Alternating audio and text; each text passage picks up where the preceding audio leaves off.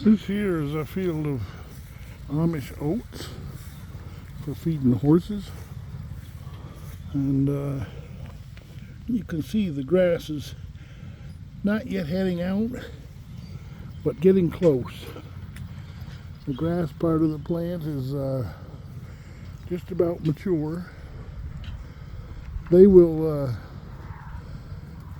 cut this and shock it, they call it. Cutting it and tying it into shocks. There's 7 shocks in a shock pile. I'm not sure of all the terminology, but the cutter buncher cuts it and bunches it, and then the shocks are piled up with 7 of those tied bundles, 4 on the bottom leaning, two and two leaning against each other, and then 2 across the top and 1 across the top of that. So I believe the way it works. And that sheds the rain while the oats are drying in the field. And then they bring them in and run them through a mill or combine, like, but it's not a combine. I'm trying to think of what they call it. I can't think. But I've made several videos of them doing that. They fork it in 1 bundle at a time.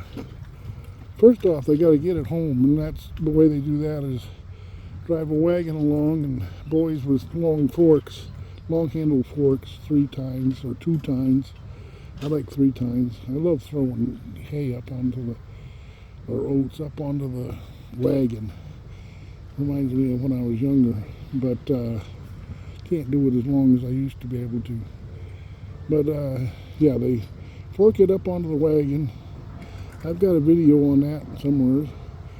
And then get it back to the farm, and that same day they take it right from the wagon and put it into the big mill with lots of belts and run by a diesel motor with a wide belt, and that separates the chaff from the grain. The grain goes into a granary, and the chaff is used for bedding. It either gets blown into a pile outside, or in a lot of cases it gets blown right into the barn, into a corner, and kept out of the weather, and that way it's used as bedding.